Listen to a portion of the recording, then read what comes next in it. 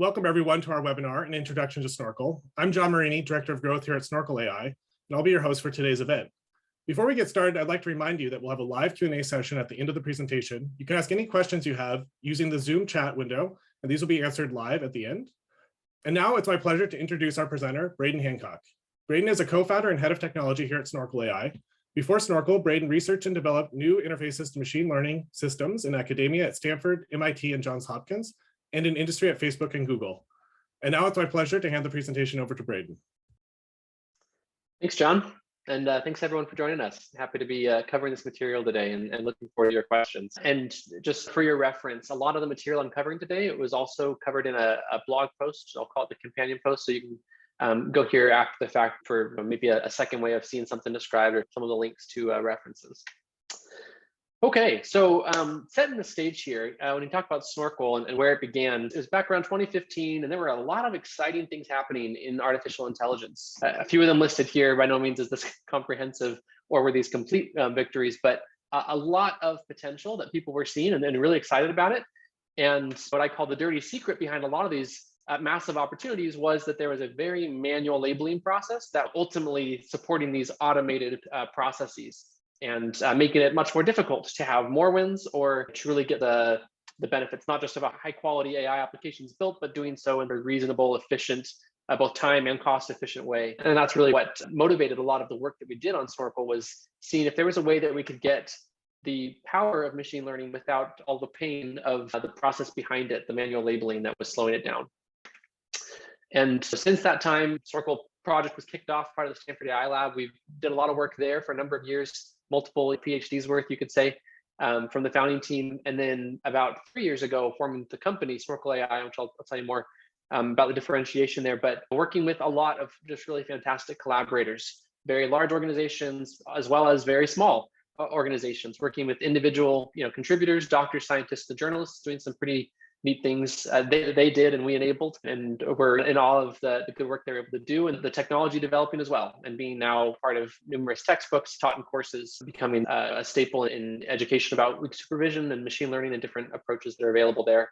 And then finally, of course, working now on the enterprise side with different Fortune 500 companies. So lots to speak to in terms of the experiences that we've had and the things that we've learned, and a lot of that's been baked into now what we're doing as a company. So to set the outline for today, I'm going to start with some basic, we'll say, definitions on what I've said. Snorkel, there's that cute blue octopus, but what is Snorkel? I'll give some definitions, and then I'll speak to how does it work? What are some of the main steps, and how are they different than what you'd see in a traditional machine learning pipeline?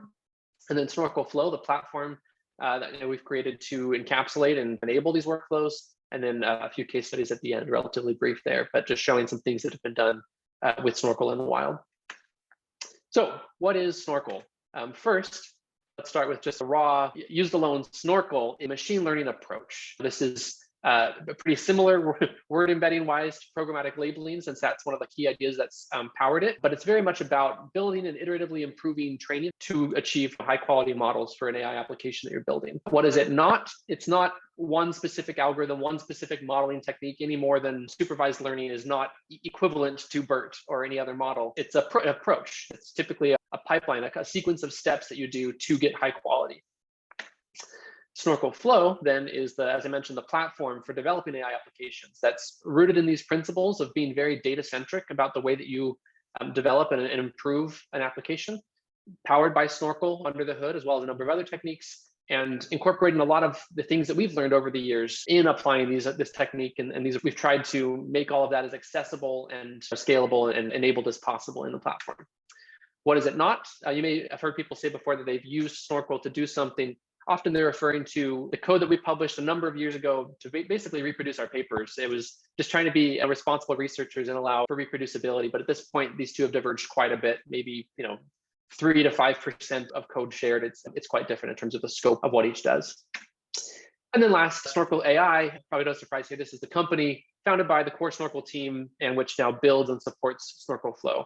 Not to be confused with the other Snorkel company with the fantastic tagline, the art and soul of tubbing. That is unfortunately not us.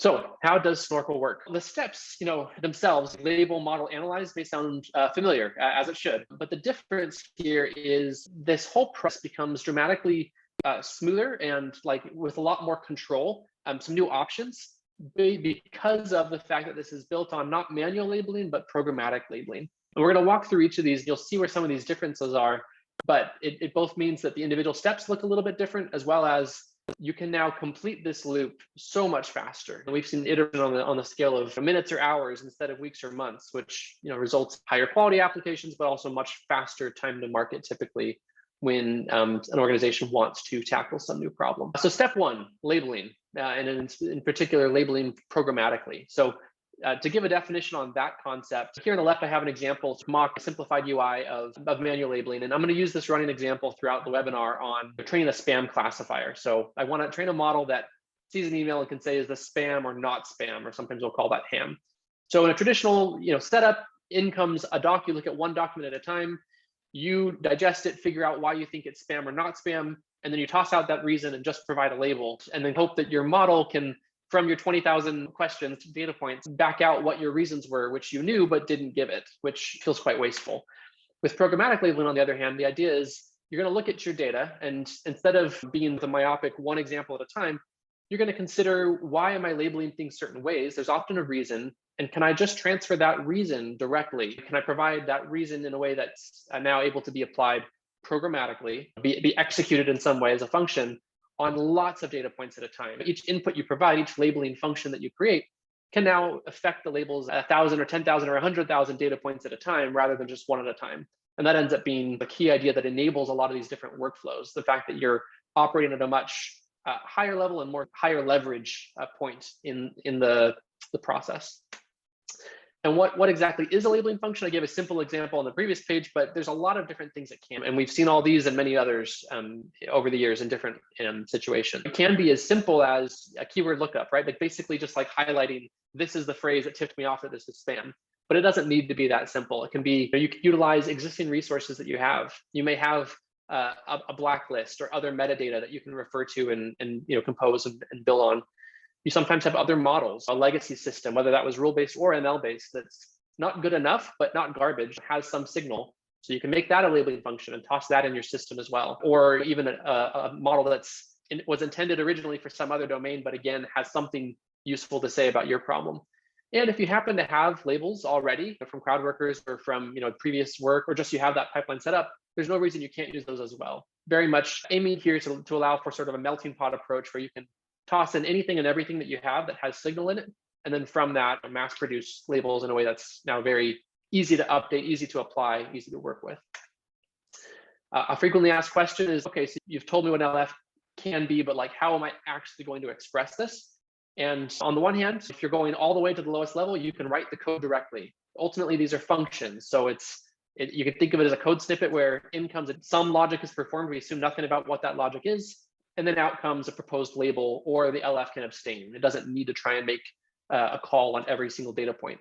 But there are often ways that you can simplify this dramatically by wrapping other interfaces on top of it. Here's an example of one of the no-code LF templates being used in Snorkel Flow, where this ultimately compiles down in a code-based labeling function, but gives you easier access to adjust different settings, say it's case sensitive or not, or I'm looking for these words in a specific part of the document, or different things like that, where it's just either if you have people who need a no-code interface because they cannot code, that's an option. Or I mean, even myself, who I'm pretty comfortable coding, it's often just nice to have access to all that in a way where there's no boilerplate or risk of introducing new bugs by trying to type it all raw. You can work much faster. With other frequently asked questions, you may be thinking now, most of them will be addressed. It's very natural at this point to say, wait, I'm thinking about, you're telling me this is a machine learning approach. So far, it looks like you're creating rules. How's this going to connect? So I'll cover each of these in some of the following slides, but just to give you the one-line answers real quick. Do LFs need human level precision? Absolutely not. It's called weak supervision for a reason.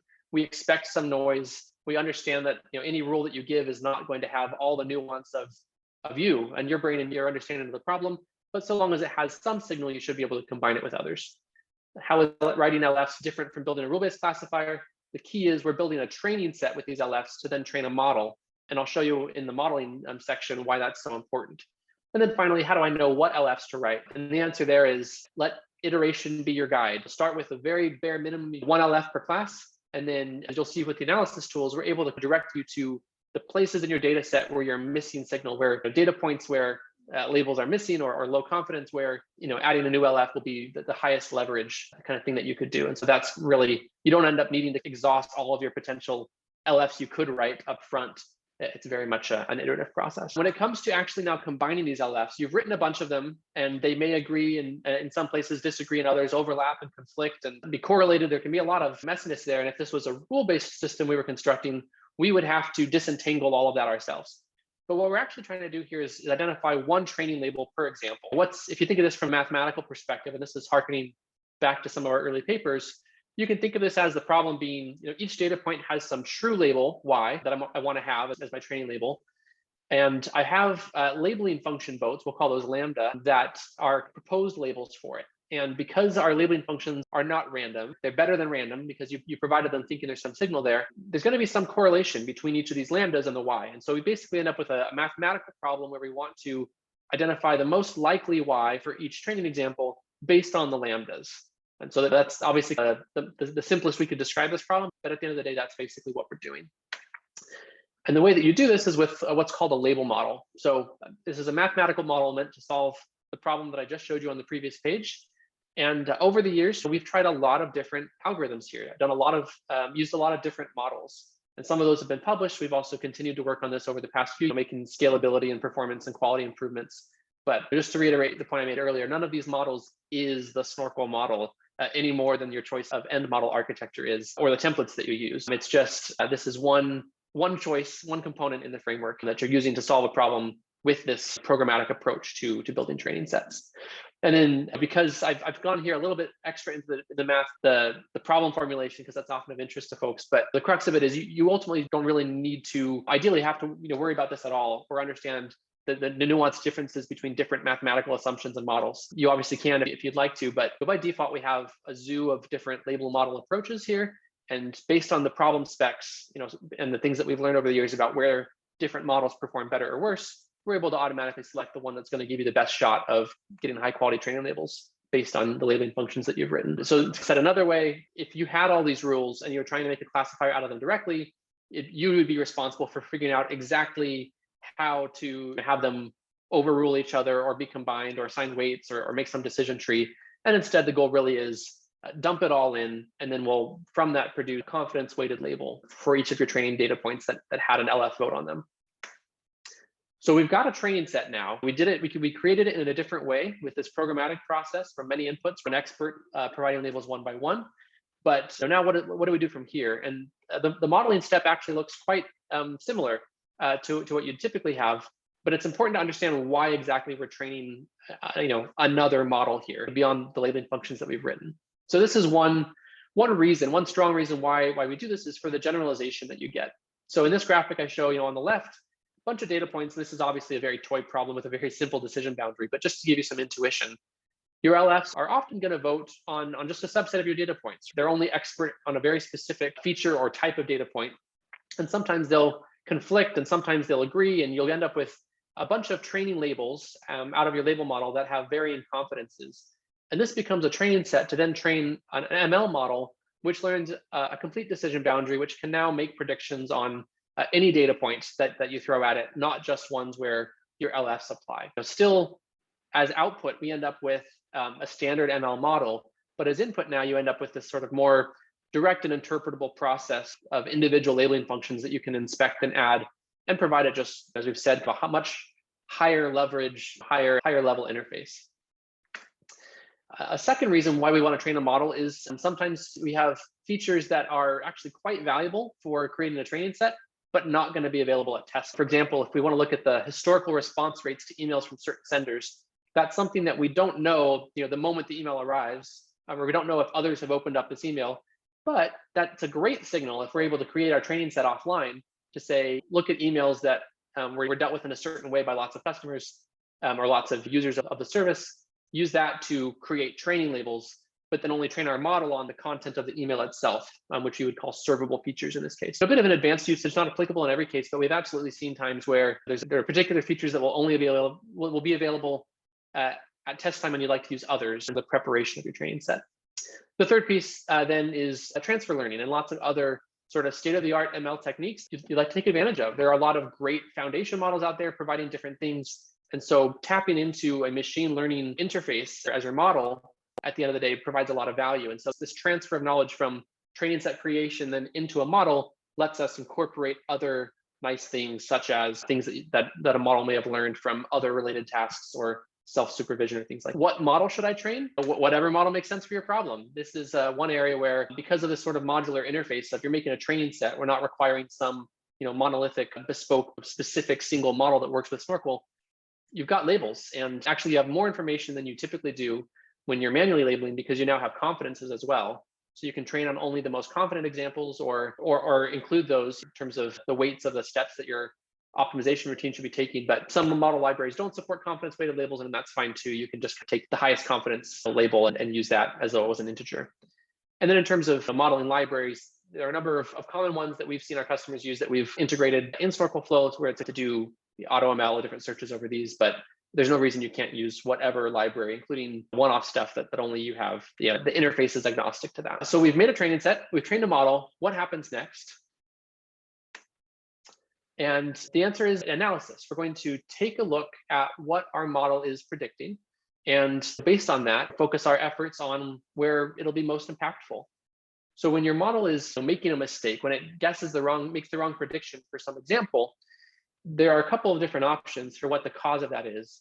One is that it's the model's fault. The training data was complete, thorough, comprehensive, and my model has been insufficiently trained, or it needs more capacity, or I need to do a search over the parameters to get in a better local optimum. And that's fully possible, but in my experience, far more frequently, it's not the model's fault. The model is a sponge just soaking up whatever you've expressed in your training set. It's often the issue is that your training data is incomplete or dirty, or there are blind spots. There are sections of data points that don't have, or sections rather of like your data space, I guess, that there is not enough supervision to teach your model what to do in that situation. And so that's a place where what you'd like ideally is to be guided to those places in the data set where you can provide a little more signal, make your data set a little more relevant, retrain your model, and in that way address these errors, rather than hoping that your model can learn something on its own without changing the data. To give an example, again, with our running example, if I've got my spam detector and I got a training set that captures well, a lot of spam emails are trying to sell prescription drugs or initiate wire transfers. And so I've got some LFs on this topic that create a bunch of good labels in my training set for that. But then I evaluate my model and I see that it's making mistakes on a bunch of spam emails that have some other reason why they're spam, or collection of reasons. And one of those may be that these could be social engineering emails trying to steal passwords instead. And will searching over different hyperparameters for my model cause it to now suddenly discover how to deal with social engineering attacks? Probably not. That's domain knowledge that it's missing that I have and it doesn't. A better way to approach this would be then to update your training labels, write a new labeling function to provide labels on a bunch of examples that are like these ones where my model is making mistakes, and then retrain my model and now see if that gets addressed. And that way you end up now with a much more systematic and targeted way of addressing error modes that your model has, because you see what mistakes it's actually making, you go target those mistakes in your updates, and then rinse and repeat until you've hill climbed up to whatever quality it is that you need. And then in terms of doing this in Snorkel Flow, we've taken a look at a lot of the different analyses that we've run over the years on models trained, and how you can pinpoint the data points most responsible for those errors. And then these components and others that we've since added are there available to guide you from model performance. Can I go look at specifically the examples that are responsible for certain mistakes that I'm seeing? And so that ends up being a guided loop in the platform. And so those are the three main steps. You're going to label, train a model, and then analyze, rinse and repeat. But just to compare this for a moment with manual labeling, with sort of the alternate way of feeding your model, there are a few kind of important 0 to 1 differences here. One of those is scalability. This one's probably the most intuitive, but the fact that when I'm manually labeling, it costs me about the same amount of human effort to get my 100th label or my 1000th label as it did my first. It never gets faster, it never gets better, and every time I have to update my training set or relabel, I end up having to pay that cost again in full, which is a pretty rotten deal. Whereas with programmatic labeling, you create these labeling functions, and that takes, we'll say, a small amount of investment to not just say this is spam, but this is spam because X. But once you've got those labeling functions, executing them now happens at the speed of computer and the cost of computer, which is fortunately cents on the hour, not many dollars on the hour in terms of trying to pay annotators to do this. You end up being able to create much larger training sets, much faster. And when you need to go relabel, you can tweak a couple labeling functions and push that re-execute button. And now you get a brand new sort of fresh version of labels for all your data points without any additional human cost, because most of all of the work in that case, the relabeling is done, again, by the computer. So it's driven by human domain knowledge. That's where these labeling functions came from. So it's a nice synergy between the human and computer in kind of an optimal way here. Next is adaptability. I mentioned this a little bit on the previous page, but just this idea, it's worth calling out explicitly that all the time, the requirements change, you learn more about your problem, data drifts. There are reasons why you need to update your data set, and being able to programmatically do that ends up making it a much less painful process, which means you're able to do it more, you end up doing it more, you end up getting a more relevant model, more attuned to your domain knowledge about the problem, one that performs the way that you need it to. And then finally, governability. It's on a lot of enterprises and organizations' minds right now, for good reason. If I'm deploying AI, how do I do this responsibly? Can I speak to why my model is performing a certain way? If I detect bias, can I address that quickly and efficiently? There's lots of questions here. And if your process for getting labels is very manual, if you're collecting these one by one from humans such that you get back basically a pool of individual labels with no reason for why they were created a certain way, you don't have a lot of transparency on what produced them, and you can't reproduce that process either because you have no record other than the final label. Whereas with programmatic labeling, every label can be mapped back to very specific, essentially, lines of code. You can point to these labeling functions contributed, these are the features that they're relying on. And if you do detect bias in your model, you can trace that back to specific sources and prune those LFs or modify them to deal with it and re-execute, create that training set again in minutes rather than having to toss out all your previous work and start from scratch again. So a pretty important 0 to 1 difference that you get as a side benefit. Our original focus on scalability and adaptability, but we found that this governability piece ends up being a game changer for a lot of organizations as well, with very specific requirements and hopes around deploying AI responsibly. And then you may ask, okay, that's true raw vanilla manual labeling. Of course, that's gonna pale in comparison. But what about other techniques that I've heard about? Active learning, model-assisted labeling, different things like this. And these definitely have their place. They can provide some benefits, but at the end of the day, they're often marginal because they're ultimately trying to make manual labeling more efficient rather than going for something fundamentally more scalable. I think of this as like tricking out a bike versus driving a car. Like no matter how optimized your bike is, it's still a bike. Active learning, we're going to try to guide you to which examples are most relevant to label or will be most helpful to the model, but you're still providing labels one by one in a manual way without rationales. And then model-assisted labeling, similarly, you're going to use a current model, maybe one that you're training live in the background, to suggest what the label should be for an example, which you can accept, but still you're getting one label at a time. It may save you some clicks, but it's not going to be an order of magnitude difference. So moving on now to, we've got our pipeline. We want to do this now many times on many applications with many people. We want to take this technique to the enterprise. How are we going to do that? And that's what we built Snorkel Flow for.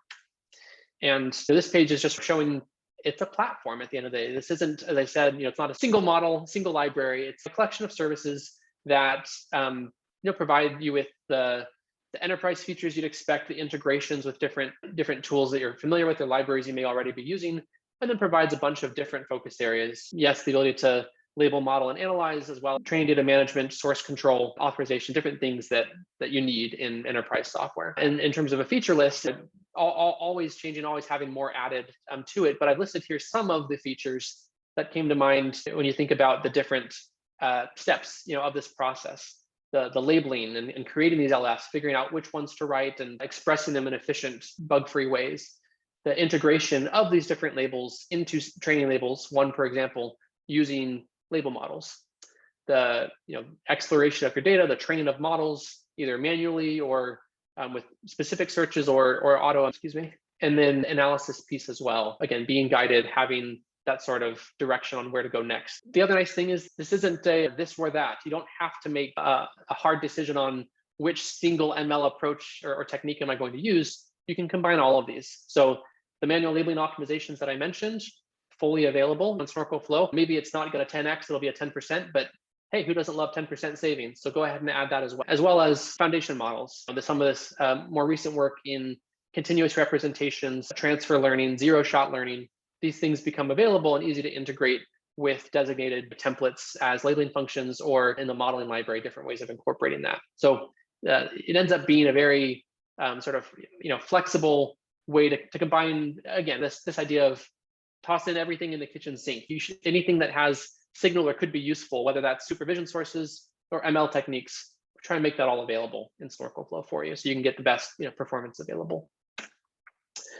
And then around case studies, I'll mention just a couple here. One of these is looking at a Fortune 500 insurer that a previous fully manual process for a particular underwriting task that was very labor intensive. And so they were interested in converting that to a machine learning pipeline, which they did successfully, but it was heavy to do. They said it took them many person months of hand labeling to get a data set large enough and clean enough to train a model. And we worked with them to convert their manual labeling pipeline into programmatic labeling using Snorkel Flow, and they ended up seeing some pretty dramatic boosts. They labeled hundreds of thousands of documents many times, because it's now so much easier to label and update their ultimate models that they ended up getting were of high precision, sufficient for their needs, and they could put in more work based on how much they needed to make it usable downstream.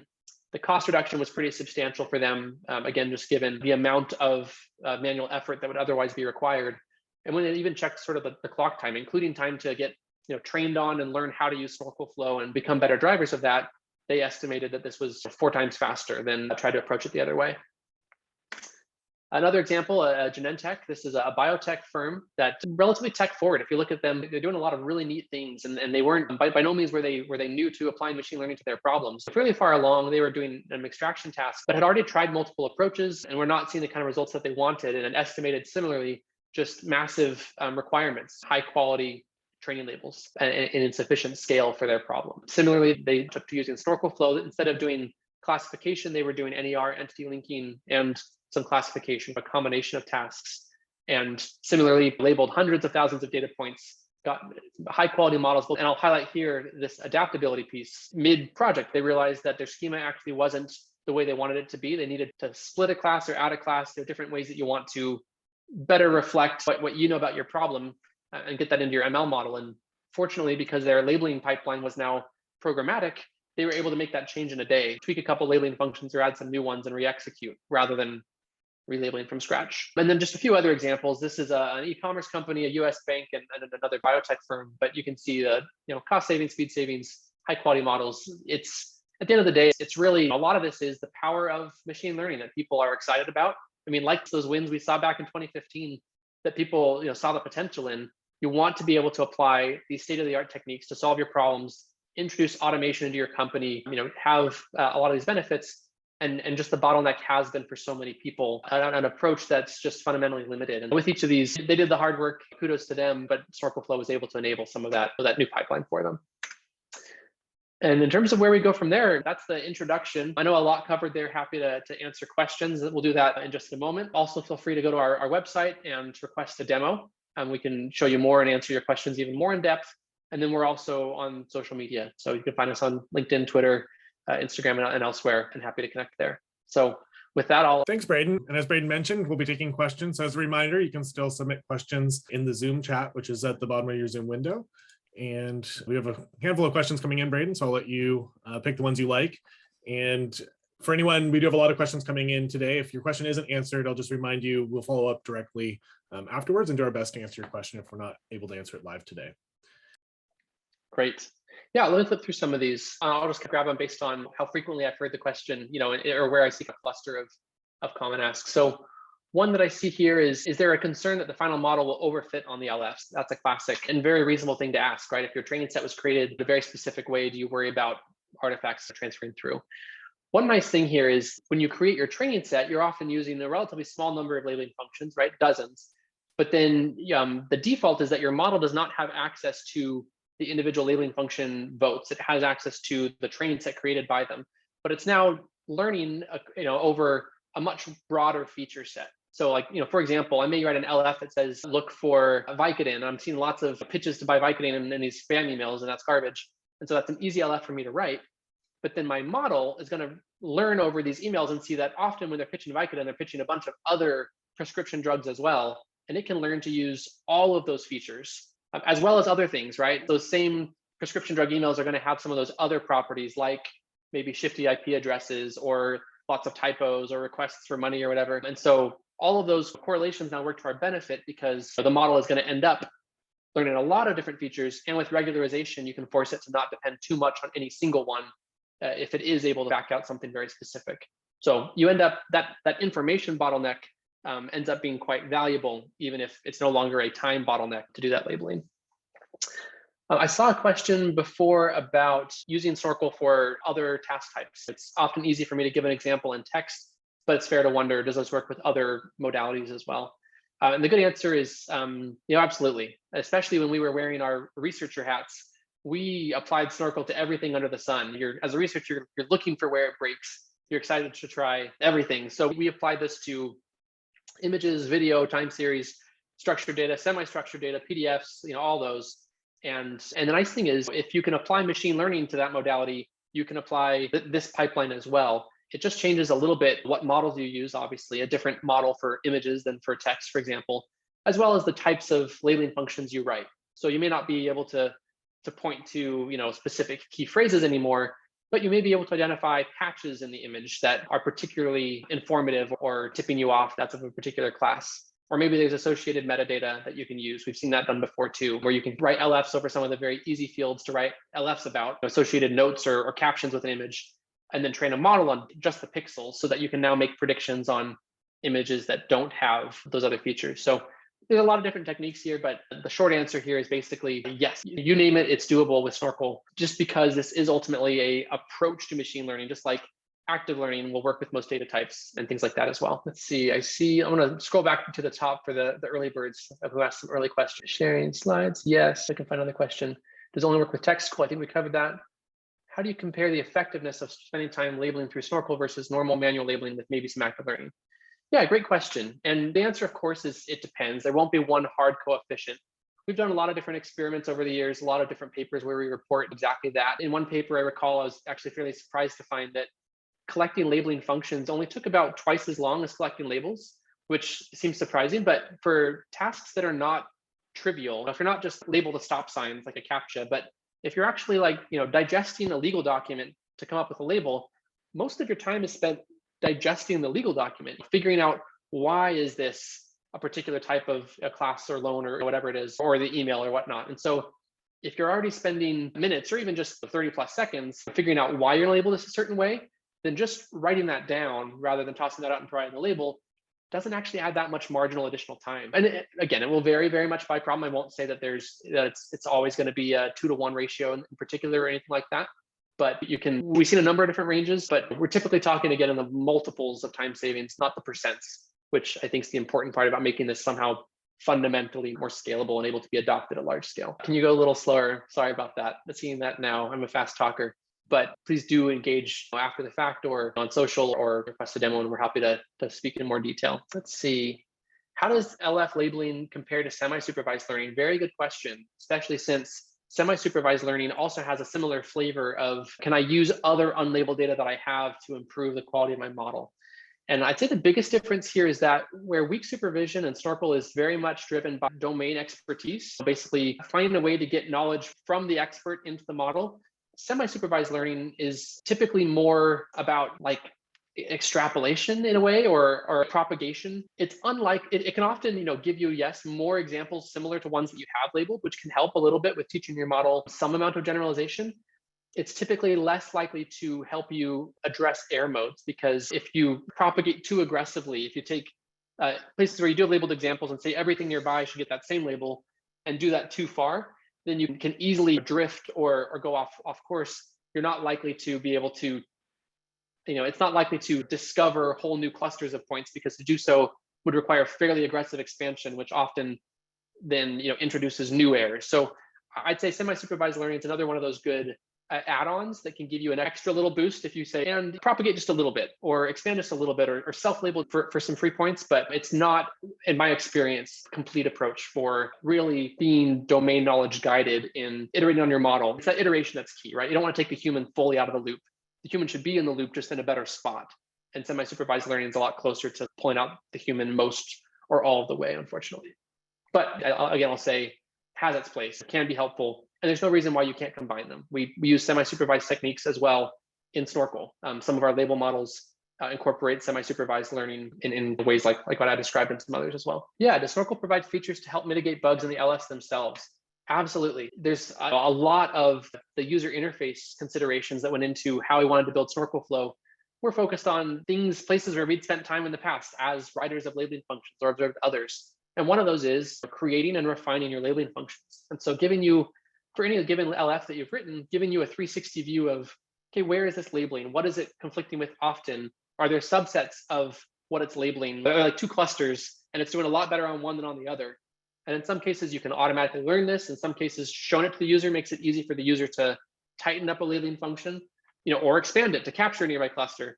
And this is all a little bit abstract without a demo, but the short answer here being, yeah, that's a piece of it, is having visibility into, is my labeling function that I just described actually capturing the idea that I had in my head? And so getting feedback on that in a very live, interactive way can save you a lot of time and result in better labeling functions.